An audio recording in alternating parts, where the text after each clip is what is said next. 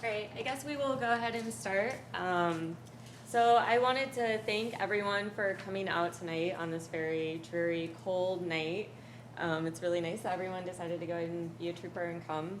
So I'm Allie. I serve as Stamp Gallery's coordinator, and I'm the curator of the current exhibition, Mirrored Recollection. So Sobia Ahmad, our speaker tonight, is one of the two brilliant artists in the show, and I am beyond honored that she's agreed to join us tonight to talk a bit about her artwork and her studio practices. And if you haven't had a chance to visit the show in the gallery, I would encourage you to do so while you're here. And the gallery will be open until 8 tonight. It's closed right now during the talk, and then we'll reopen once it's over. So before we start, and I hand it over to Brittany from the Sadat chair, I would like to thank Sobia, who for me as a curator, she's been an absolute dream to work with. And this is the second exhibition in which she has shown her work with us at the gallery, and we obviously hope that she will be back with us in the future. Second, I would like to thank the Anwar Sadat Chair for Peace and Development, who are co-sponsoring this event with us tonight. When I first started planning the programming around the show, I felt like it was really important to facilitate a partnership with other organizations on campus, like the Sadat Chair, that would sort of broaden the scope of the events and hopefully reach and include a more interested student body on campus. And their generous co-sponsorship has helped really bring this talk to fruition. And thirdly, I'd like to thank the fantastic docents. We have 3 of them over here with Stamp Gallery, who have helped with every step of the exhibition itself, as well as working to help put on this event. And finally, one more thing, we have 2 artists in the event, or in the exhibition, Sobia and then Sepidi Salehi, who is also here. She will be giving the second artist talk in the series on November 28th at 6 p.m. upstairs in room 2208. So if you're interested, definitely come to her second artist talk, and it will be from 6 to 7, November 28th. So with that, I want to hand things over to Brittany from the Sadat Chair, who is going to introduce Sobia.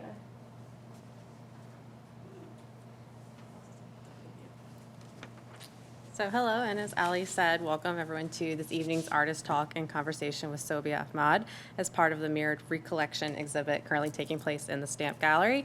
My name is Brittany Kaiser, and I'm the program coordinator for the Anwar Sadat Chair for Peace and Development here on campus.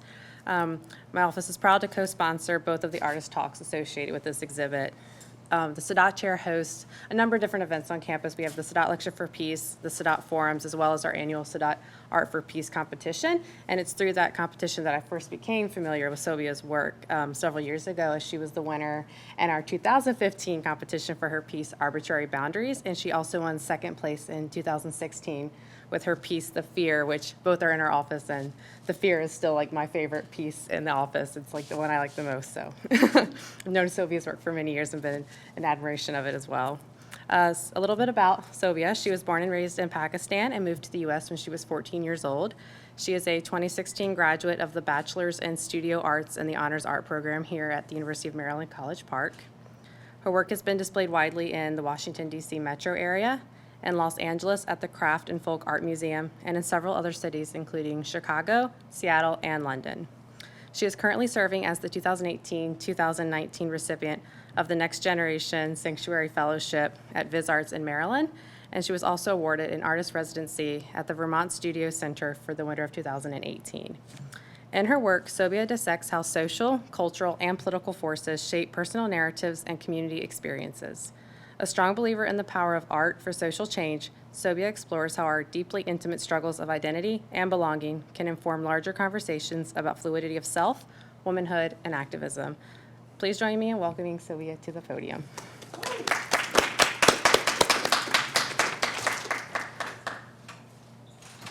Well, we'll wait for the last couple of folks to get in, but thank you for that introduction, and thank you, Brittany, for that introduction as well. Settle in.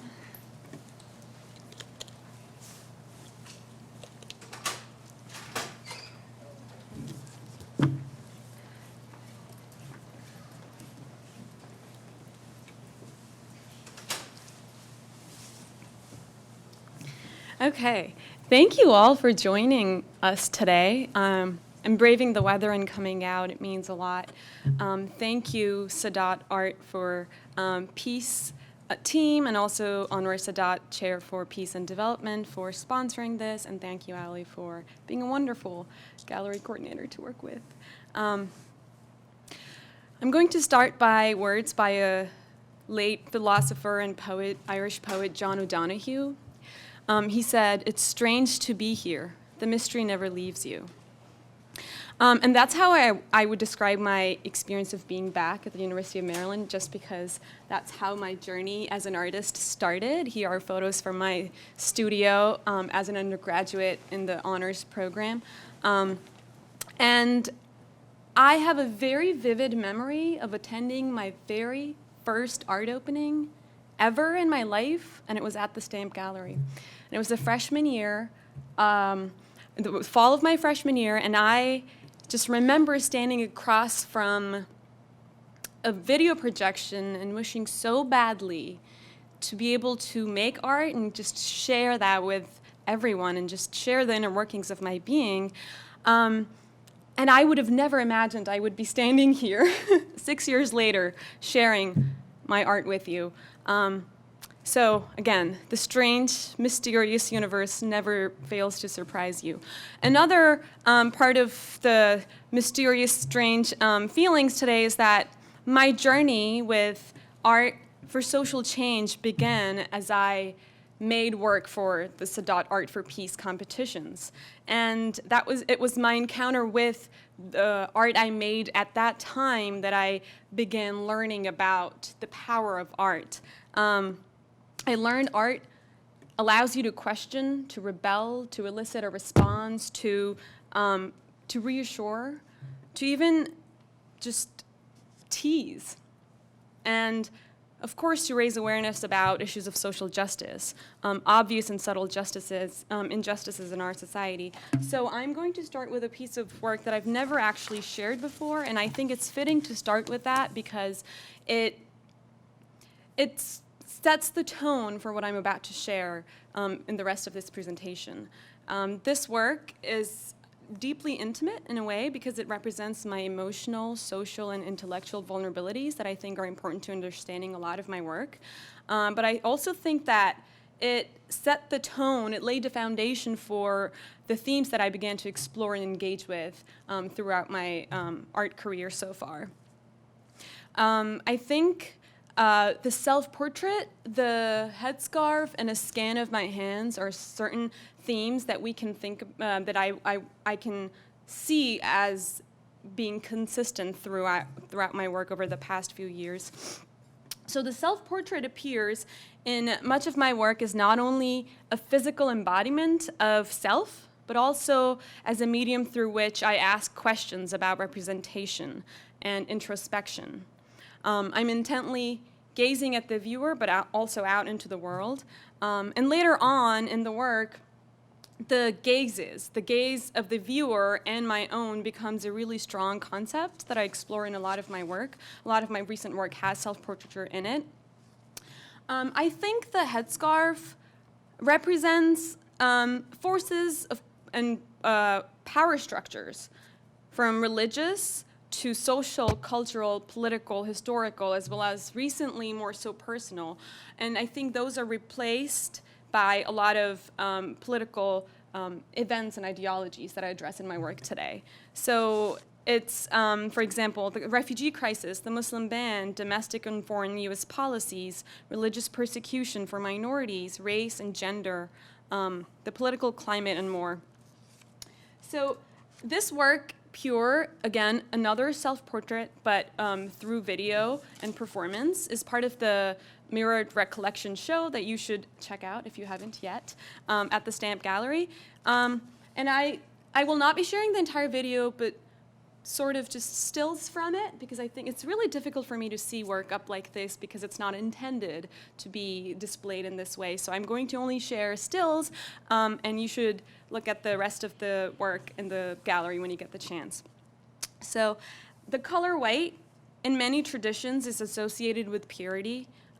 White sheets dropping on the body reference policing of the female body, the burden of gender expectations, and the unrealistic standards of purity placed upon women. To be completely pure in action and thought is not only unrealistic, but also almost impossible. As the body is buried under a mound of white cloth, it also suggests erasing the existence of a life and is reminiscent of death, when the body can no longer incur any impurities. So I'm thinking a lot about not only the Eastern, but also the Western expectations from the body. The color white is associated with purity not only just in the East, but also in the West. Brides wear white here, right? So I'm thinking a lot about communicating gender expectations, but also raising questions about that. I think, so this work's continued in a series of videos. In 2016, against the backdrop of the presidential election, I began performing in public, again wearing the same white clothes, the traditional sarwakamis from Pakistan, but also using the presence of a body as a medium for protest. And in 2016, I decided to pray in public on the streets of DC, not only as an act of protest, but also a lesson in endurance. I had a friend record, but when I shared the video, when the final piece came together, I edited out parts where people were staring and stopping, because that was not part of the work. I really wanted to experience the presence of a body in space and what my own experience would be like. And there were many reactions.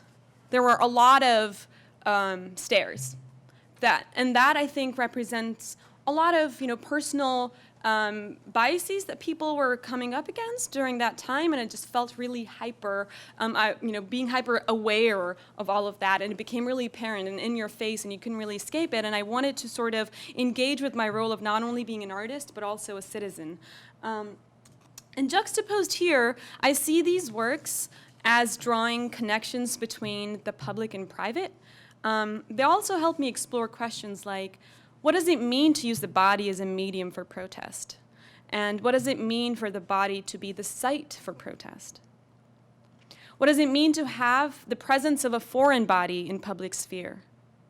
What does it mean to have the presence of a female body?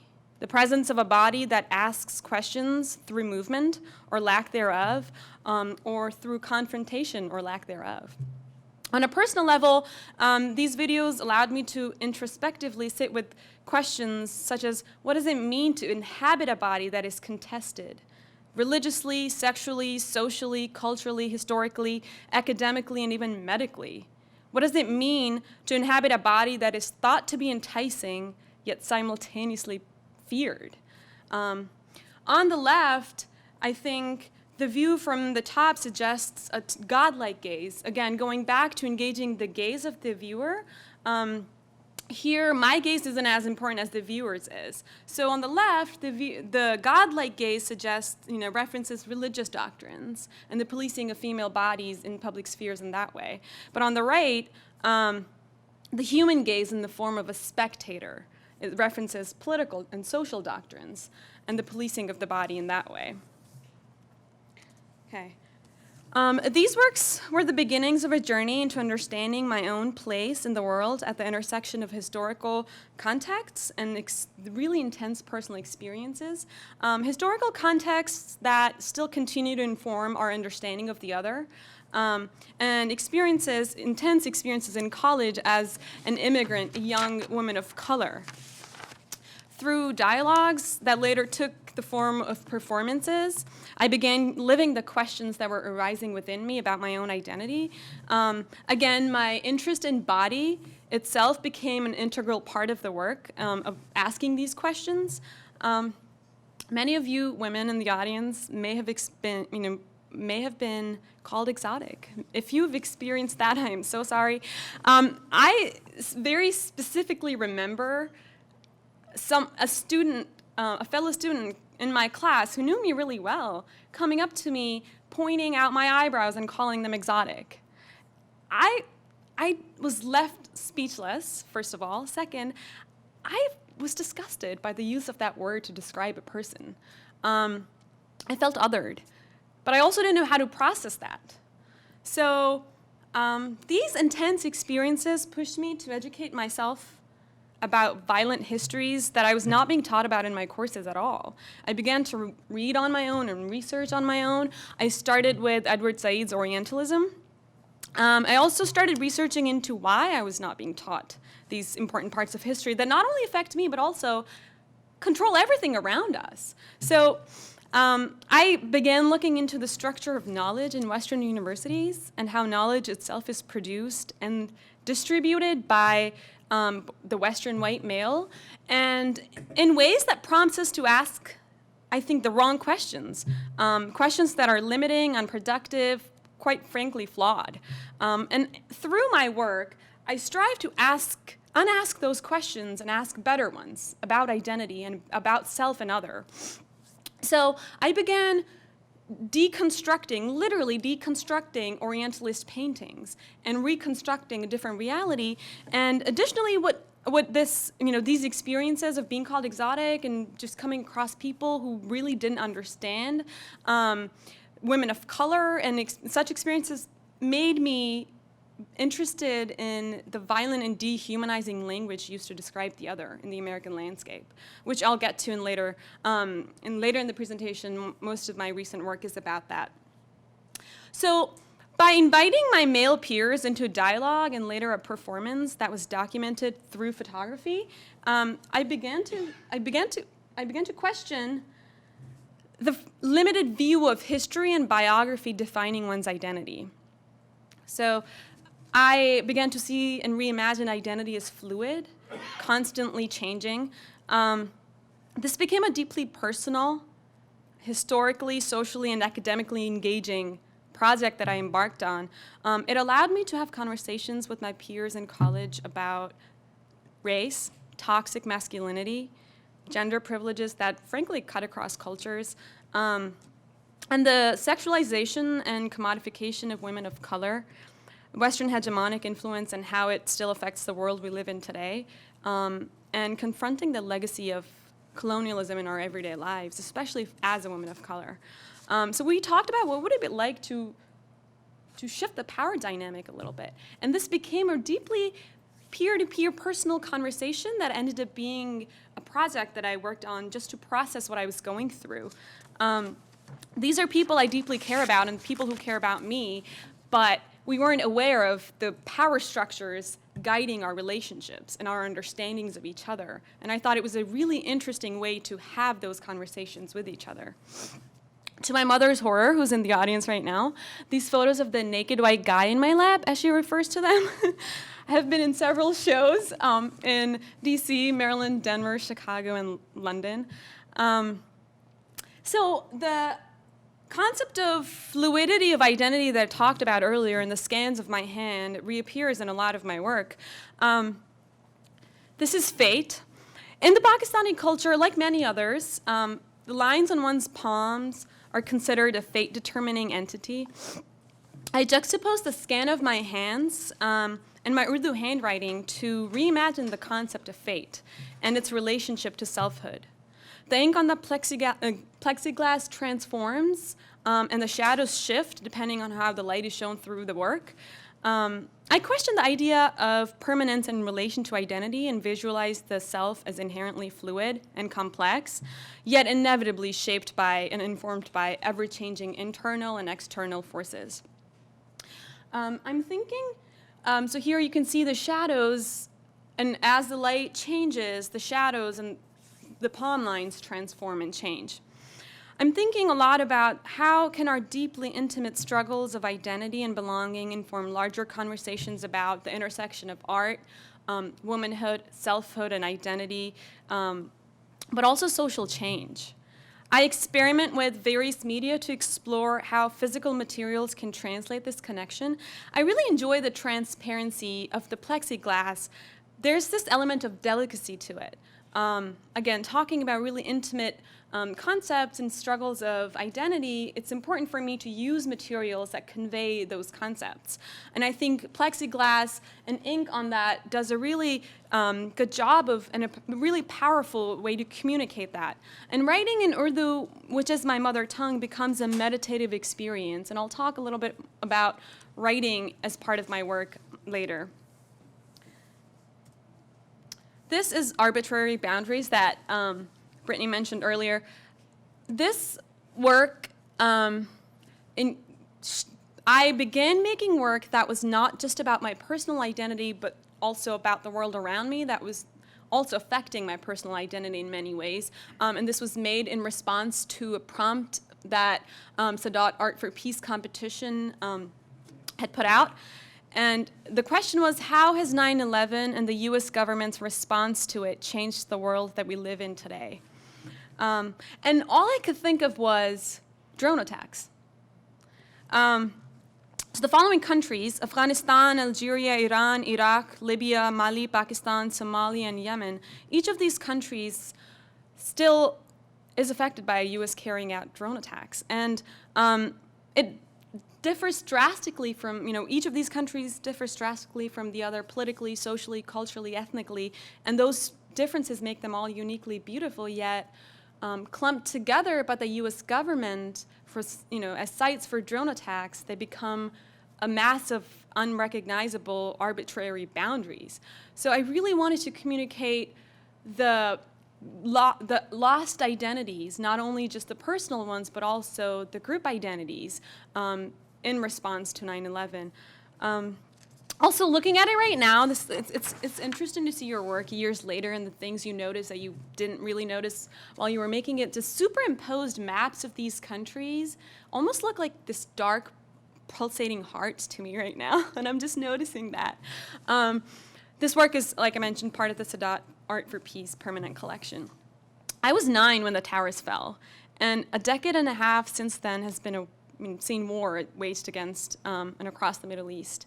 To me, that is the true legacy of 9/11, and this piece highlights that, highlights the carelessness with which we deal with the lives of others. And the concept of other appears in a lot of my work, and what is other, and I try to understand the idea of self and other. The civilian death toll from 9/11 was 2,996.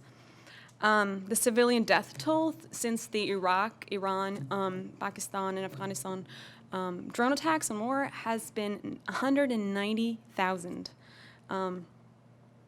Just to give you a little background. The fear. Again, the physicality of materials also extends to include articles of cultural and religious importance, and their association with homogenized group identities. I'm really interested in physical items and architecture, from the headscarf to buildings to the shape of tiles that is associated with a group's identity. As I was sitting and thinking about the response to the Syrian refugee crisis, which was the topic of this competition, this was 2016, I couldn't help but just think about home for refugees. And this is around the time, 2015, 2016 time, when the most US states had decided against accepting a lot of refugees. And all I could think of was this people escaping horrors of war, yet we cannot show them human empathy in many ways.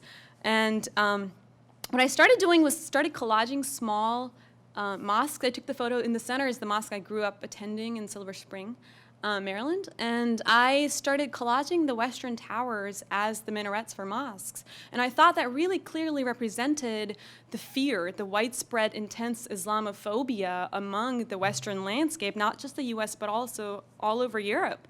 And it's also, again, difficult for me to share work in this way because it's very small and intimate, and it wants you to come up close to look at it, because that's what the work invites the viewer to do, really engage with it up close.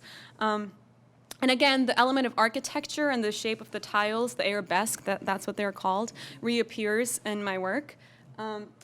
So around 2016 presidential election, like I mentioned, I became really interested in exploring how are the community narratives being shaped by the socio-political climate. Not just my own, because to me it became a collective experience, and I wanted to, and quite frankly needed to, express that through my work and explore that and understand that. Again, thinking of portraiture, the ID photo drew my attention as the executive order that bans travel from predominantly Muslim countries to the US was passed. I was interested in highlighting the Muslim immigrant experience and showing the diversity of the community. So I began collecting ID photos. I started with my own. Then I asked my parents and my siblings, and then I asked my friends and family and their friends and families. Soon enough, people began, they were just terrified. People said, I don't want to submit my photo. They refused. And all I wanted to do was sort of collect these and understand the political connotation to this ID photo. Yet I was terrified of endangering people, so I stopped for a while.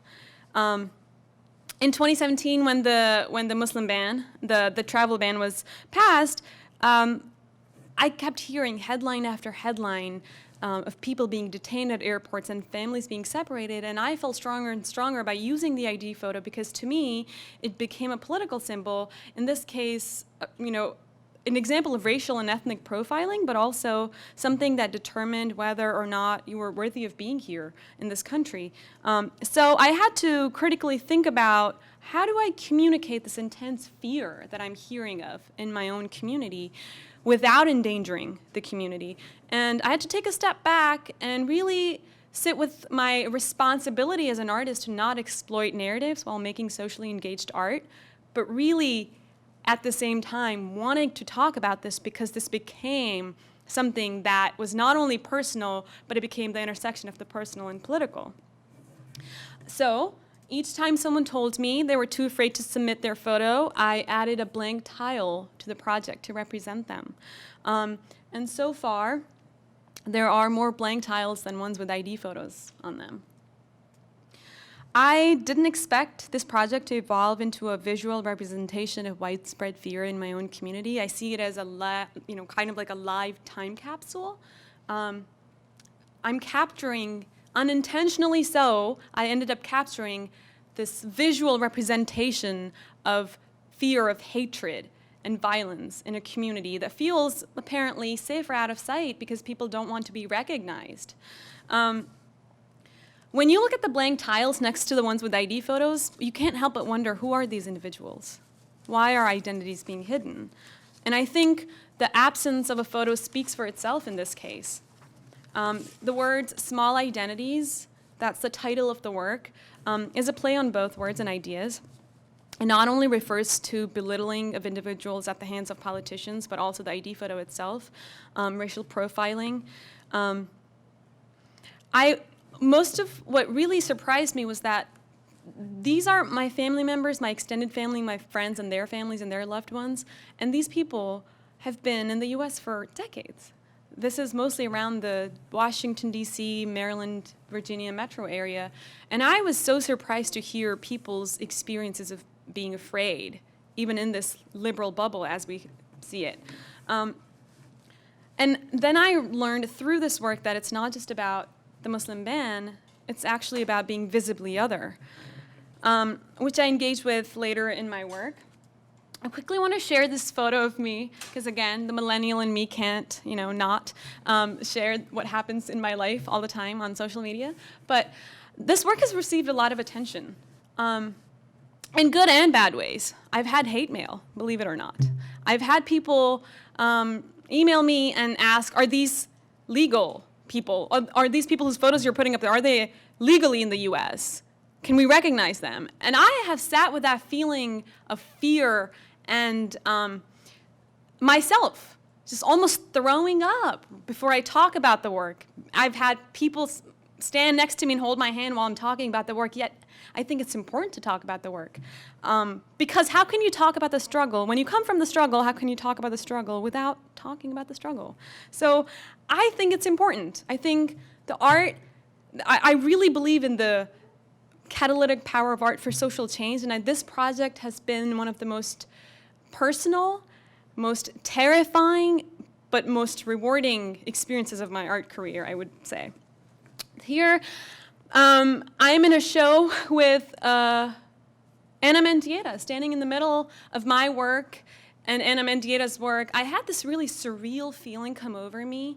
Ana Mendieta is a Cuban artist, those who are not familiar with her work, and she was also uprooted. And just standing in the middle of this work, I just had this sense of connection with a soul who's passed before me, but connected through the struggle of identity and belonging as someone who's uprooted, belonging nowhere but also everywhere. Again, I'm going to show you my Instagram story from that night, because why not? I get to do that. That's my work next to Ana Mendieta's work and across from, believe it or not, Kara Walker's work. And that was crazy to see. Remove and dissolve. These are engraved acrylic pieces with ink and water and cloth. 33 pieces, 3.5 by 5 inches each, standard passport size. So my work and my interest in following the socio-political climate, but also a personal, project of following the Muslim ban continues. In June 2018, the Supreme Court upheld President Trump's travel ban.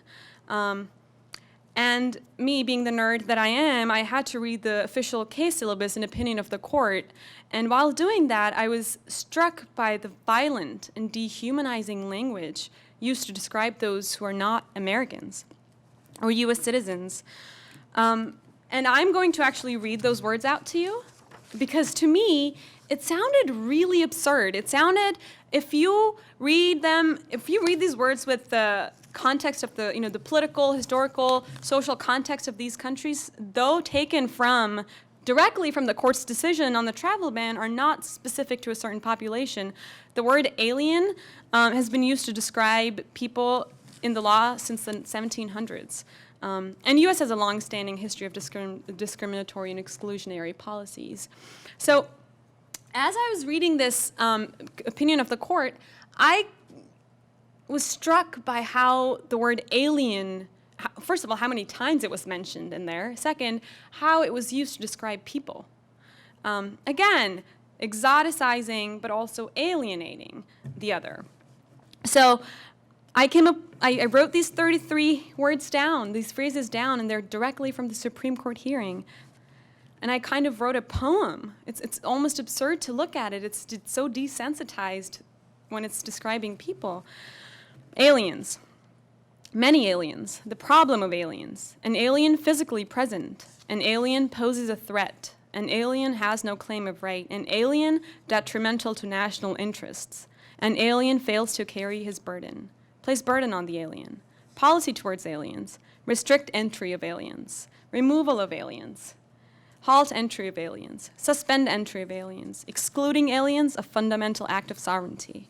Immigrant aliens, non-immigrant aliens, permanent aliens, undocumented aliens, admissible aliens, inadmissible aliens, harmful aliens, all aliens.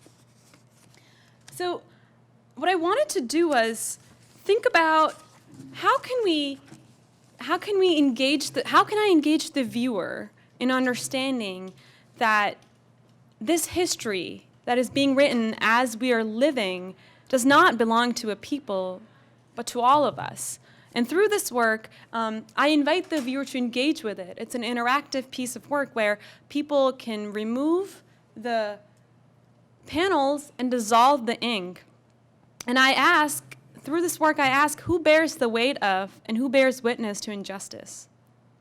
Remove and dissolve the words not only refer to the current administration's treatment of immigrants and refugees, but they also invite the viewer to recognize their own role in social change. You are asked to remove and dissolve the words, but they can never really be dissolved fully. They will remain engraved. They may become ghostly. Similarly, the Supreme Court rulings can be overturned, but the impact of such historical events is long-lasting. So through this work, what I'm also trying to do is really use the physicality of the materials to invite the viewer in and see how can the physical materials translate the concepts I'm trying to communicate. The acrylic panels, they're really beautiful from a distance. If you look at it, it draws people in. It's clean and crisp until you get up close, and then you see the words, and they're cold, they're bleak. And that's the reality we face, and I'm trying to think about how can we use art to engage the passive eye by actually actively inviting people to be a part of, not just the work itself, but also recognize that there's change we can all make. And we're all part of and responsible for history. Again, my work is also a lot about my personal quest for home. Over the last couple of years, I've sat with this feeling of looking for home and this really personal, deep longing for home, yet it's difficult to even communicate through the work. So I'm trying to, again, use the physicality of the material itself to communicate that idea. This is called When Denied Home, We Build a Memory Palace. And how this work started is early 2017, I began collaging photos of my childhood home in Pakistan with, again, articles of religious and cultural importance like the Oriental rug, Islamic tiles, my own Urdu handwriting, to create a home that isn't really physical or architectural. The mediums communicate the concept. Chiffon is not hemmed, and it may disintegrate. It was cut hurriedly. Threads are coming out of it. So I'm thinking again about, I'm referencing injustices both on a personal level but also a broader level. When someone is denied home, a physical home due to unjust policies ranging from religious persecution of minorities in Pakistan to U.S. foreign policy of drone attacks to Muslim ban to structural racism and institutional discrimination in the U.S., where is home for one? Where is home for immigrants and refugees? And for me personally, that has been carrying home in images and language and memory. So speaking to the immigrant experience, I collaged my own memories of my childhood home and wrote repeatedly in Urdu on chiffon to create a home that cannot be exterminated. A memory palace. In psychology, a memory palace is a concept through which you visualize a place or a location through sound, imagery, smell. And it's not a physical place, and it doesn't have to be. And I'm using that concept to talk about the lack of home, the feeling of that through my work. The medium may be delicate, but it holds a lot of weight. I think the cultural and political references have that weight to it. And I'm using the mediums to materialize the connection between the deeply intimate and struggles of identity and belonging and the larger conversations about the intersection of art and social change in that way. So here I write repeatedly in my mother tongue, Urdu, over and over, and the words are by the late Pakistani poet Obadullah Aleem. How are they to know the depths of your sorrows, those who only meet you on the surface? And I think those words, they don't just speak about the immigrant experience, they're not just about the refugee experience, they're about the human condition of really not having anyone completely or fully understand you, yet searching for that sense of belonging with others. So here are some in-process shots of that work. Again, moving with the chiffon, I am thinking about home for those who are uprooted, but also in a slightly different way now. So my personal search for home and belonging is ongoing and ever-changing, and I think it speaks to, the fluidity of identity. and impermanence of identity in that way. So what I choose to belong to, or what I choose to call home, is also shifting. And what I seek belonging with is also shifting. I'm always asking myself, like, where is home for those who are uprooted? And sometimes that question, it just looms in my subconsciousness, and like a fog, it's always there, ever present. But sometimes it pierces me in very specific moments. This is a poem embroidered, and you can't really see it very well. I have some photos, and you really have to get up close and see it, so I encourage you to stop by the gallery after this and look at the work. I'm thinking, like, my desire for home sometimes is about location and place, but most often it transcends notions of place, nationality, or country of birth. I think the question of belonging for me shifts from group identity and community to the metaphysical realm, from the God outside to the divine within. And I see this work as a self-negotiation of belonging. Someone was asking me, how do you describe this work? And I said, it's like, you know how dirty laundry, you talk about that? Let's say this is the delicate laundry of belonging, I would call it. Because I sit with these questions and give them material form on chiffon through thread to find the connection between the invisible and the visible world. I think there's a lot of questions among all of us, but also within us, that there is this gap between the internal struggle and the external reality. And this work is my way of bridging that gap between the external and the internal, and also the invisible and the visible. Again, the chiffon is not hemmed, and it may disintegrate over time. And as my understanding of self evolves, referencing the impermanence of all embodied, existent thoughts, feelings, desires, and longings. So these are the words. What to do when neither your own mother nor the activists chanting, screaming, punching the air can fill your belly up with belonging? How to convince God to be your lover once again, to make your ears buzz with that sacred, sensual silence once again. This two-part poem was written in a moment of desolation on August 11th, 2018, this past summer, the night before Unite the Right rally, the white nationalist rally, was to take place in Washington, D.C., and I just found myself curled on the floor of my bedroom and just longing to belong, but to what I don't know. And I think that question for me is ever shifting and ever changing, but taking the form of a metaphysical realm, sort of like a spiritual quest of letting go of notions of home in terms of location and geography and architecture and nationality, but also seeking home in a way that transcends all physical embodied existence in that way. And through this work, I think it's really easy for people to consume and exoticize pain, and I'm sharing this inner dialogue, and it's kind of like this hidden dialectic with parts of yourselves, and this intimate imagery is not for consumption of pain or exoticizing that, when I really want to draw the viewer's attention toward the role of vulnerability in personal and social healing. That's something I think a lot about in my work. So the last work I'll share with you is Encounters, which is also part of the show at the Stamp Gallery, Mirrored Recollection. Please stop by, and it's best experienced in person. It's really difficult to even photograph the work because it's meant to be really deeply intimate for you to just come up close to it. Encounters is a triptych: video screens, TV screens, two-way mirrors, and aluminum frames. This work was inspired by, again, a deeply spiritual, philosophical quest that I'm on.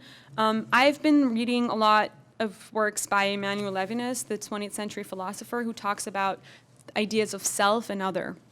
And according to Levinas, the face of the other becomes a really important part of understanding yourself. But at the same time, it is not something through which you can understand the other at all, because it's almost like Encounters was conceived in a moment of experiencing this like moment of bewilderment. It's kind of like beauty and, just bewilderment at the idea of self and how it's related to the larger society, and how the larger society informs our sense of self and the other. So according to Levinas, the other is infinite and cannot be captured conceptually at all. We cannot limit the understanding we have of the other to what we know about ourselves, because we cannot bound the other into images of ourselves. So the face becomes a really important part of creating an ethical relationship with the other. The face is not a physical or aesthetic object. It is the most exposed, most vulnerable, most expressive part of someone's existence, the other's undeniable existence. It forces the egotistical I to reevaluate the concept of self-centered freedom and submit to justice. So again, the idea of gaze reappears in my work here. But I'm not assuming the role of the other here. I think in the past, I've it was important for me to understand and make the work of seeing myself as the other as I was being told by society and culture, yet now I'm moving towards the direction where we really try and take apart the structures that even inform the concept of self and other. So you, the viewer, and I are others to each other. We don't know each other in that way, and we never can really, and that's the idea. Yet the face becomes a really important part of understanding the other. Levinas says, the face speaks to me and thereby invites me to our relation. The face is present in its refusal to be contained. The face presents itself, demands justice. The face is what forbids us to kill. I think this work becomes sort of an invitation for the viewer to consider who is the other in the American landscape and why, and who benefits from this othering. What are the social, cultural, political, historical biases that have and continue to deny justice to this very other in the name of national freedoms, in the name of personal freedoms? So I invite the viewer to engage with the face of the other, but also an important part of the work is that there are two-way mirrors in the work. So as you come up close and you are looking at what you are thinking is the other, you are left with an image of yourself in the mirror. And that, to me, is important because there's a strong relationship between self and other. So what I'm doing is inviting the viewer to critical self-reflection, both conceptually but also literally. There's a mirror for you to look at. So we cannot bound the other in our own understanding of the self. So my journey as an artist so far is a reflection of my journey of understanding myself and the forces that inform that. Again, the personal and the political intersect in various ways, but also very difficult ways in my work. And mysticism and its relationship to understanding of self is really important to me, and I'm exploring a lot. I'm really deeply invested in using my own spiritual path to not only understand myself better, but also have experiences that inform the relation of self to larger society. So here's I was just going through my journal before I came, and I was like, what am I going to leave them with? And this is just a scan of my journal. I think about this all the time. I just write these things down all the time. So I don't know. I'm asking myself, what is the role of spirituality and divine love in catalyzing movements of social change? That's a question I'm sitting with. I'm curious to find out. I'm curious to explore that through my work. I don't have answers. And I think that's the point, because what I'm trying to do is learn from the truths that lie beneath this work and the quest of just digging deeper to learn from the space where reality and imagination intersect. And I think, here's a close-up of that. I'll leave you with a question, not a question. I'll leave you with a quote by James Baldwin, who inspires me a lot, and his writings have informed not only my art, but also my spiritual quest in a way. And Baldwin, and I'm summarizing, and he says it beautifully, but I'm just going to summarize quickly. Baldwin says, if we understood ourselves better, we would damage ourselves less. So, but the barrier between self and our knowledge of self is really high indeed, and I think we try and become social creatures because we want to conform in that way, but the forces within us still there, and we cannot will them away. What we can do, and according to Baldwin, the role of an artist is to reconcile these forces and actually learn to live with them, to become intimate with them, know them. I think knowing yourself will allow us to know sort of how can we move forward with social change. So that's it. I have some time for questions, I think. I don't know if people have some burning questions, but I'll take them.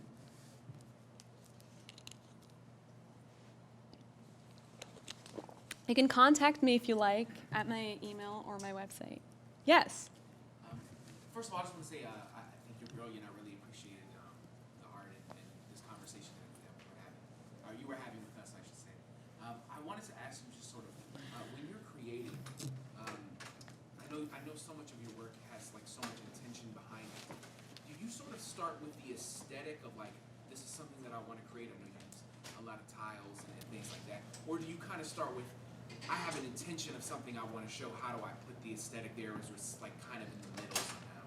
That's a great question. And that's actually the struggle of being a contemporary artist who's really meticulous about how materials are translating the concepts. So I have a very, and the perfectionist in me has a difficult time letting go of a lot of details, but I start with a concept and then I let the materials inform that process. So I don't start out with, I want to use the tiles and I'm going to figure out what to do with them. Let's slap some photos on them and see, I start out with, what drew me to the tiles was actually the idea of home. The tiles are found, they're called arabesque, and they're found in home decoration shops or interior design shops. If you go through interior design blogs, you'll come across arabesque tiles are the hot new thing. And to me, that was really interesting because this shape, it's used in a domestic setting, in a household, in a home, an American home, in a totally out of context way. And I wanted to use that tile to talk about the difficulties of carrying or not being able to carry home as an immigrant. So I think for me to I first thought of the project because I was interested in the ID photos, and then came the aesthetic part of how do I display these? How do I put the two together? Yeah. Oftentimes, it's really difficult to decide that, and the concept is really important, so you really don't want to compromise that. So for the Muslim ban project, the one with the plexiglass, I wanted it very clean, crisp, and clear for people to come up and engage with and know the message right away and not have the aesthetics of it be distracting. Yeah. Yeah. I had a question. So, while you were working on the Muslim ban piece, I know we had, a lot of dialogue around it and how it would actually be installed. And you chose very specifically a white cloth. Mm-hmm. So the audience member, as Sobia was saying, comes up and removes one of the plexiglass pieces and attempts to wash it in a bowl of water and then cleans it with the white cloth. Is there any kind of significance to the cloth itself and the whiteness of the cloth? Does it tie it all into your other pieces? Yes, absolutely. So I'm glad you asked that. The color white, again, signifies a lot of, I think there's a lot of weight to it in my work, and I've explored the concept of purity and the burden of carrying that with you as a woman in my work, as I showed in my videos earlier.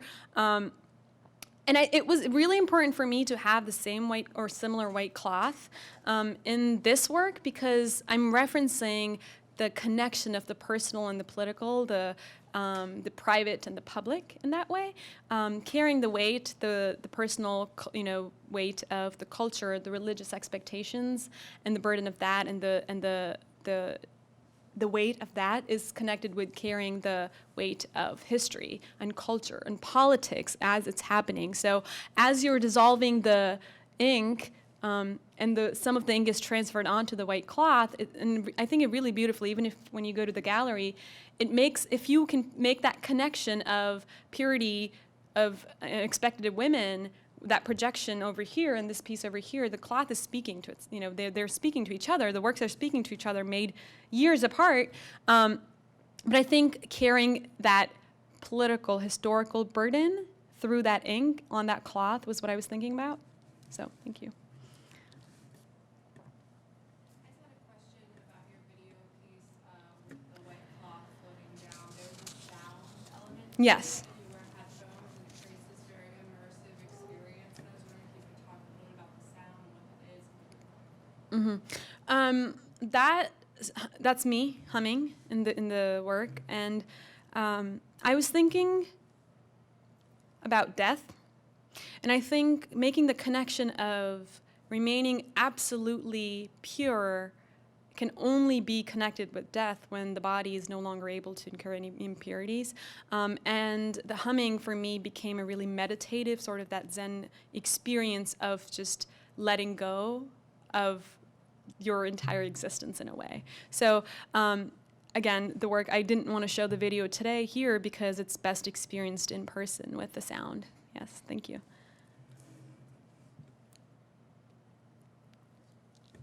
You came prepared. Well, I thought the presentation was tremendous, so I have so many questions. Thank you. Yeah. You talked a lot about the fear of some of the people who you asked to have their ID photos on there. Then you sort of were talking about your fear as well. Like, as you kind of move through the world, does fear ever drive you to try to remove it from sort of your psyche and move forward? I mean, not just with like societal pressures, but of course familiar pressure, family pressures, and friend pressures, and all those things. Like, how do you move past it, or do you use it as motivation? Like, what relationship do you have with fear in terms of your art? That's a really good question. I think, and I don't have a solid answer, I can't tell you that, but I think about fear a lot in terms of shame. I think about fear in terms of physical present, like the threat of a physical body, not only my own, which is often, like I mentioned, how do you sit with knowing that your body is considered to be enticing yet feared at the same time, in public sphere often, but also the fear of actually knowing you can be under threat in many ways. So I think the fear and the idea of other intersect a lot in my work in that way, and the fear of the other in my way. Like another thing I would say is the feeling that you carry with you oftentimes informs subconsciously the work that is born, but at the same time, I think of it as a spiritual experience where what is this feeling trying to teach me, or what can I learn from it and understand myself better in that way. And like I said, the understanding of self and others is inexplicably tied to each other. So fear isn't and anger is another term I would use, like another emotion I would use. I'm thinking a lot about work that is reactionary and work that's visionary. A lot of times, fear and anger tend to be very limiting in terms of the work we produce, the work at least I have in my experience. Notice that. I think anger and fear are very healthy emotions to jumpstart a lot of things. Yet I would not want them to be the last ones that inform my work. I think for us to move forward and use art for social change and to actually have impact, work that is only fueled by anger or fear isn't really impactful. I think we need to have a vision moving forward about healing collectively, but also making lasting change. So work gets started by fear and anger, but I don't think it ends there, and I wouldn't want it to. Yeah. Thank you for that. Food for thought for me, too. I think that's it. Thank you so much. Thank you all.